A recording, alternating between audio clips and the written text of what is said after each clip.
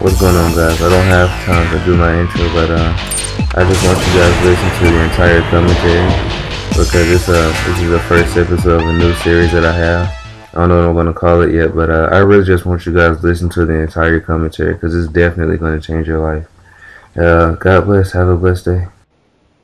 Alright, so basically, my dad was a drug addict, and it was great when he wasn't high or even had drugs, if possible. But he had to get drugs somehow because he had kidney problems, and it's just the only way it could help him. So about probably about 1 week every month, he would have drugs, and he would always overdose on them and walk around the house high, and it was really unexpected what he would do and could do, and it was scary, and it sucked. And then when we moved about 3 times, saying hopefully maybe this next doctor can find something else that isn't a narcotic or something that he can't use and abuse, and never worked. So basically, when I was like a couple years ago, when I was about 12, started getting really bad. He was in the hospital usually at least once every 2 months for at least a week period of time. And he went to rehab, worked, then about a week after he got out of rehab, went right back. And then, then he started having to go back to the hospital. And it got so bad that at one point he was in the hospital for a month, and he finally got out and he said, I'm never going to do that again. He was clean for about 2 weeks. He went back and then did that a couple times, and then maybe he thought everything was better, he'd never have to go back to the hospital.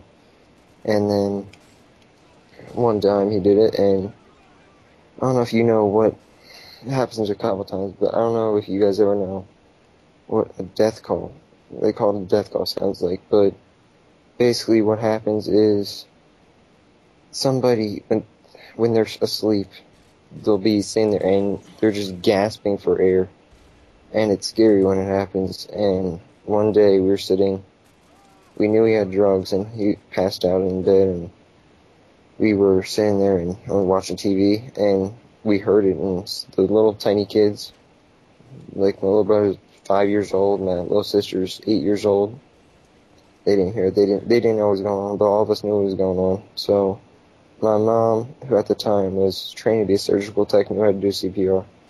She called my oldest sister, and she wanted her to call 911, and my mom went to do CPR.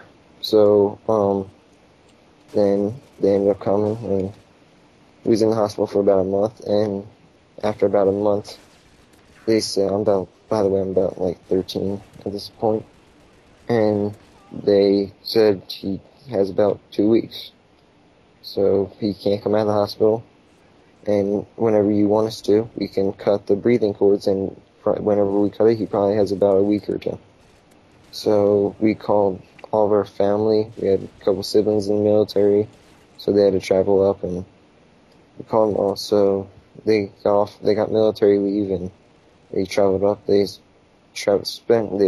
they all got up and got to see him, my mom gave him permission to cut the cord, and he lasted about a week.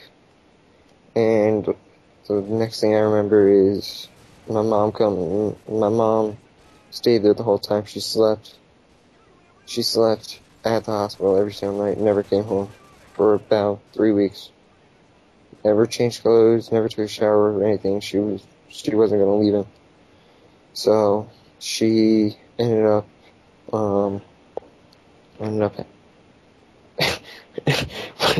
what ended up happening was everybody got to say their goodbyes, and my mom finally came home, and I remember everybody sitting in their room, and she told us, and it sucks. Dang, dude. How did it affect you?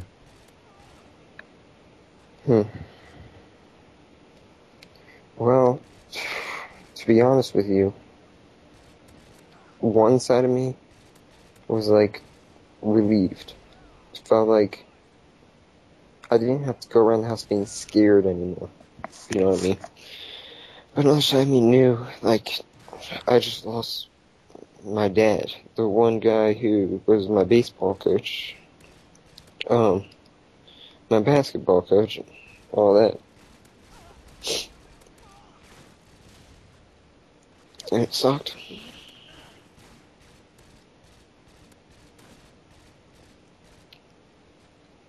How'd you recover from it? Time. That's. I love my siblings to death. I have 7 siblings, and the only way we recovered was helping each other through. Dang. It's real talk, man. Appreciate you for sharing that.